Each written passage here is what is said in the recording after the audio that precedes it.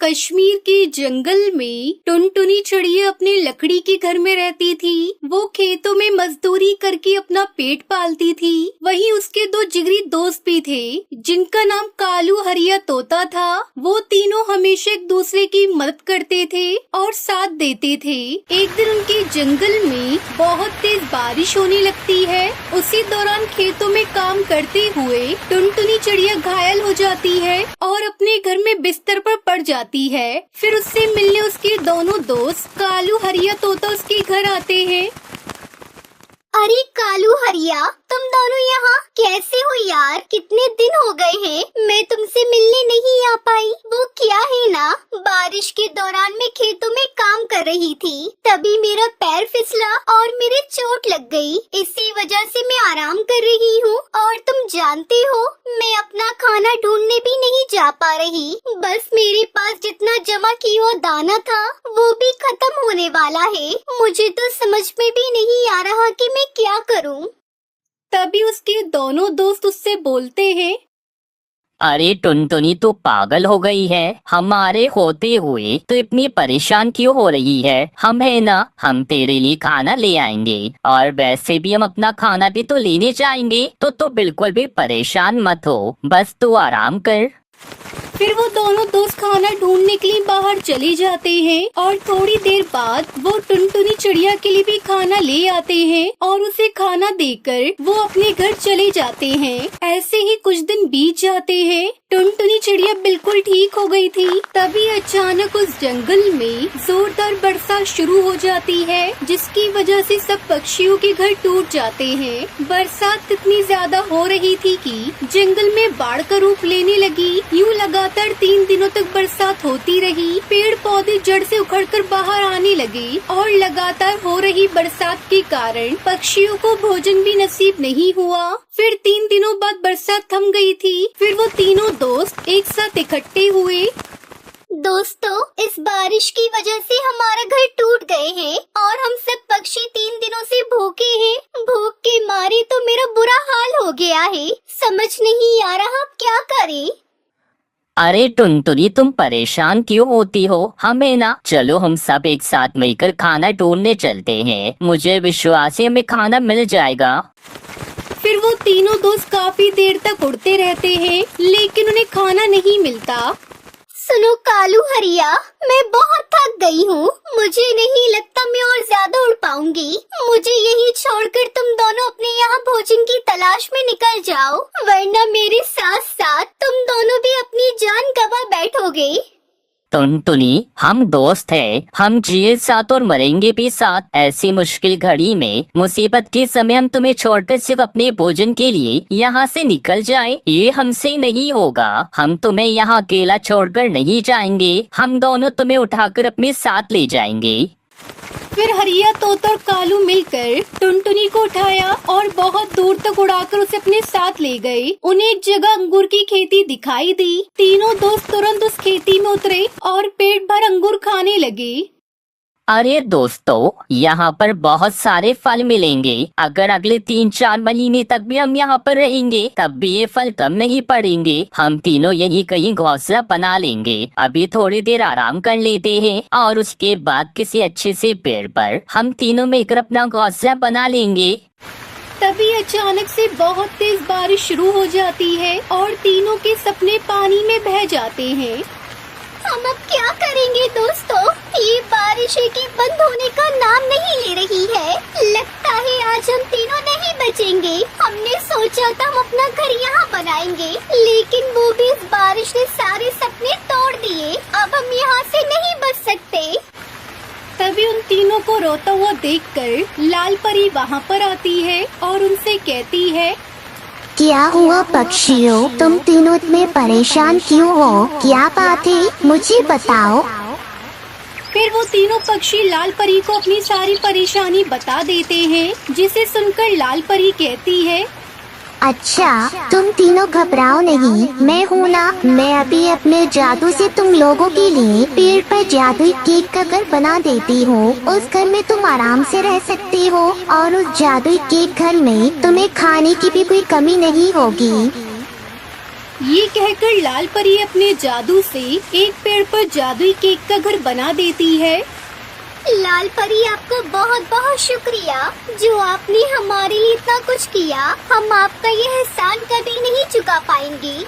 ये कहकर वो तीनों दोस्त एक साथ खुशी खुशी उस जादुई केक घर में रहने लगते हैं। प्यारे दोस्तों, अगर आपको हमारी कहानी अच्छी लगी हो तो इसे लाइक और शेयर करें, और अगर आप हमारे चैनल पर नए आए हैं तो हमारे चैनल को सब्सक्राइब करना न भूलें। तब तक के लिए धन्यवाद।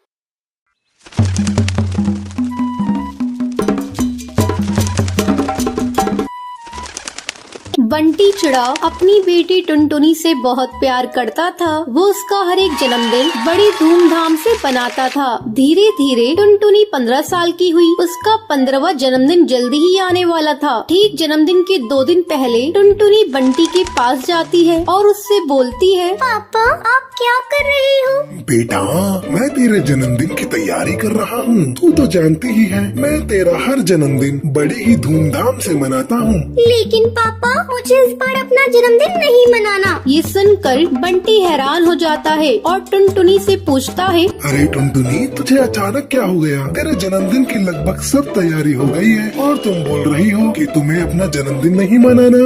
ऐसा क्यों बेटा? मुझसे कोई गलती हो गई है क्या? नहीं पापा, आपसे कोई गलती नहीं हुई है। तो फिर बेटी, मुझसे नाराज हो क्या? नहीं पापा, मैं सारी दुनिया से नाराज हो सकती हूँ, लेकिन मैं आपसे नाराज नहीं हो सकती। आप तो मेरी जिंदगी हो, मैं आपसे नाराज कैसे हो सकती हूँ? मैं तो माँ से भी ज्यादा आपसे प्यार करती हूँ। चलो अब मैं सोने जा रही हूँ। बंटी सोचने लगता है, कुछ तो बात है, टुनटुनी को कुछ तो हुआ है, वरना वो अपना जन्मदिन मनाने से मना नहीं करती। उसके चेहरे को देखकर लग रहा था जैसे उसके मन में कुछ चल रहा हो। खैर, अभी तो वो कुछ नहीं बताएगी। जन्मदिन वाले दिन टूनी टुनटुनी के पास जाती है। बेटा, तुम्हें क्या हुआ है? तुम क्यों अपना जन्मदिन नहीं मनाओगी? मुझे कुछ नहीं हुआ है। मैंने एक बार कह दिया ना, मैं अपना जन्मदिन नहीं मनाऊंगी तो नहीं मनाऊंगी। अब जाओ तुम यहाँ से, मुझे सोने दो। ठीक है बेटा, मत बता। अगर तुम मुझे अपने मन की बात बता देती तो तुम्हारा जी हल्का हो जाता। माँ, तुम जाओ यहाँ से, मुझे सोने दो। टूनी के जाने के बाद बंटी वहाँ पर आता है और रोने लगता है। पापा,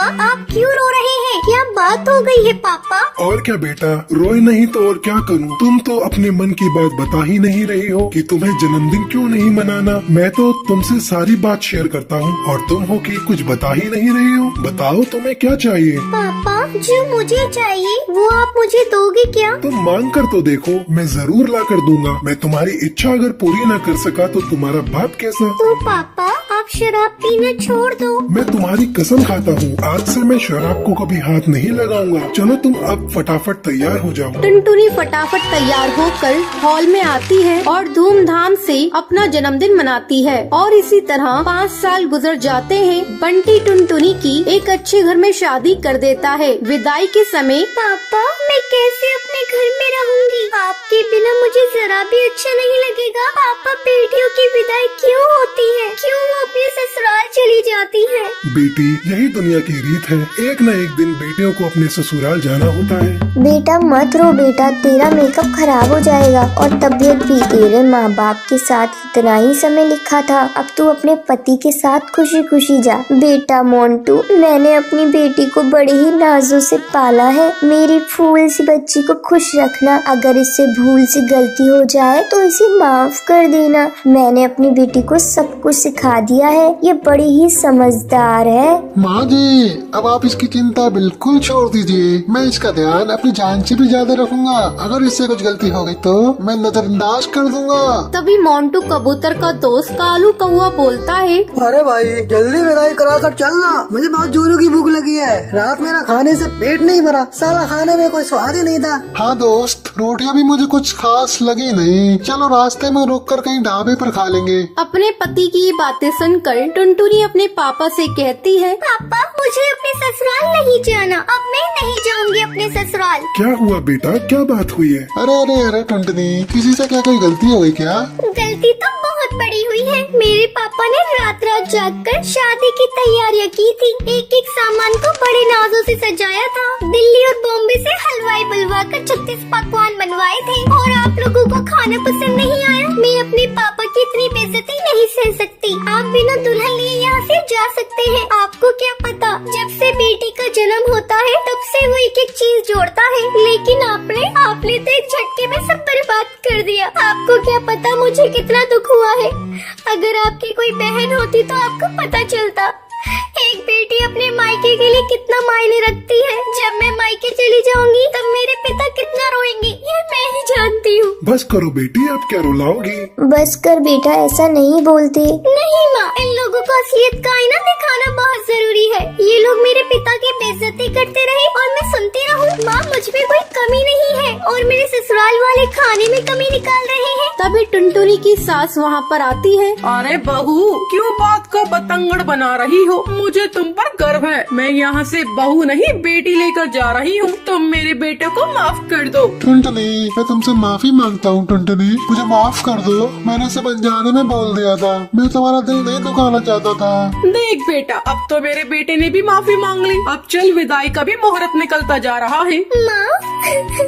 माँ, मेरे जाने के बाद मेरे पापा का ख्याल रखना और जब भी मुझे याद करके कभी रोए तो उन्हें संभाल लेना माँ। और मुझसे कोई गलती हुई हो तो मुझे माफ कर देना माँ। अब टुनटुनी की खुशी खुशी विदाई हो जाती है।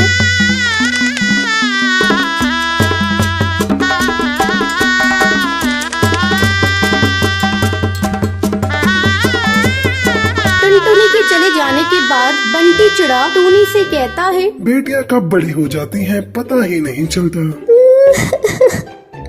हाँ जी, देखिए ना, टुनटुनी के चले जाने के बाद पूरा घर सोना पड़ा है। लेकिन उन्हें एक बात की तसल्ली थी, टुनटुनी का ससुराल बहुत अच्छा था। तो ये थी आज की कहानी। क्या आपको पता है टुनटुनी अपना जन्मदिन क्यों नहीं मना रही थी? अगर आपको पता है तो आप हमें कमेंट करके जरूर बताएं। अगर आपको ये वीडियो पसंद आई हो तो लाइक और ऐसी कहानियाँ देखने के लिए मेरे चैनल को सब्सक्राइब